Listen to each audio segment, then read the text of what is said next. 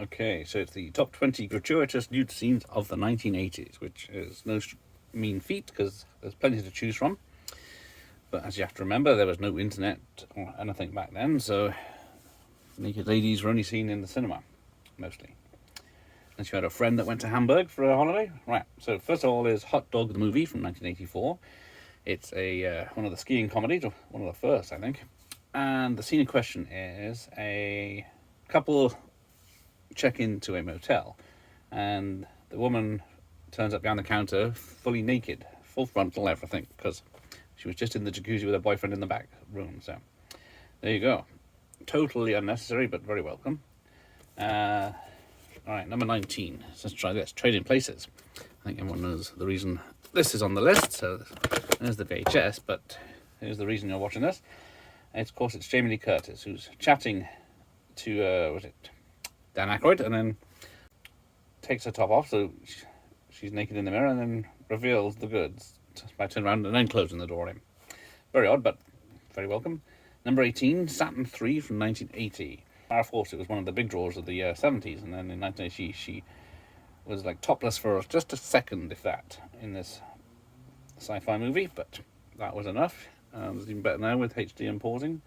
Number 17, Weird Science from 1985, and unfortunately it's not Kelly LeBrock in this that's gratuitously nude. It's a piano player. So yeah, some poor lady who was playing the piano when all hell breaks loose in the house, and then the piano gets sucked off and the piano gets sucked away, and then she gets her clothes pulled off while she's hanging on for dear life, and then she flies up the chimney and lands in the pond. So there you go. Number 16, Sleepaway Camp 2, Unhappy Campers, or Night Vacation 2 as it's known in the UK, or was.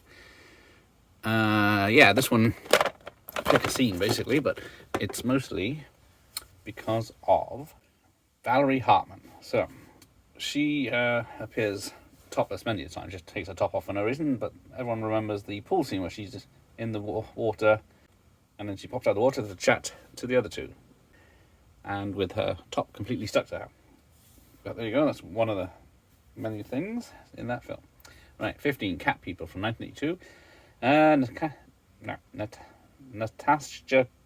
Natasha Kinski just wanders around naked in the night in one scene lit by moonlight. But yeah, that was the only reason that that's in the film, and a lovely lady she is. Number 14, Fast Times at Ridgemont High, 1982. So everyone knows the Phoebe Cates pool scene, but there was also Jennifer Jason Leigh in one of her many nude film roles. She's completely naked on the couch in that one. So yeah, very nice. Number 13, right, this one is throughout the whole film. 1985's Life Force from Canon and directed by Tobe Hooper. So yeah, the person in question is the French lady who was about 19 at the time, who was naked pretty much, throughout the whole movie, and full frontal and everything. Just wandering around England. She must have been freezing. Number 12, Return to Horror Highs, a weird one. So the scene in question is in the girls' locker room, which was, a staple of every 80s film. But yeah, one of the guys goes in there, picks up his girlfriend fully nude, and walks out with her. But there you go. Standard stuff back then. Number 11, Mischief from 1985, when Kelly Preston takes off all of her clothing. So yeah, what more can you say about that? Number 10, Galaxy of Terror, 1981. And this one is where a lady is attacked by a giant space slug that's trying to have sex with her. So there we go. Let's move on. Let's shut the crows.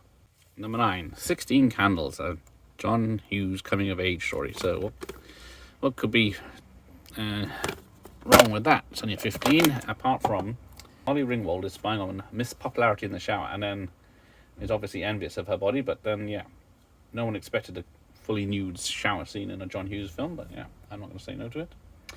Number 8, Return of the Living Dead, 1995, trash in the graveyard. Pretty much everyone knows that one, so there we go. Number 7, Joysticks from 1983. About arcade gaming, but two girls play video games topless. Yeah, that should be brought back. That should be a thing now. So there we go. There's that. There's no reason for it, but yeah, why not? Number 6, Stripes, 1981. So if you hadn't seen enough of PJ Souls in Halloween, there's a lot more on display in this. So yeah, and in Carrie, of course, she was done it as well. So there you go. Number 5, Porky's. This one built its reputation on gratuitous nudity. And unfortunately, it doesn't involve Kim Cattrall, but it does involve ladies in the shower, which was a staple of many films like Revenge of the Nerds. Number 4, Private School in 1983. So yeah, there's a shower scene and a topless lady on a horse, but then yeah, many scenes to choose from in that one. And number 3, Reanimator, 1985. Gory horror, excellent stuff. And then a lovely scene where Barbara Crampton's naked on a table. She must have been freezing because it's a metal table. It doesn't have a leering head on it next to her as well either. But there you go. Number 2, Just One of the Guys, 1985. So yeah, I think it's a PG film still.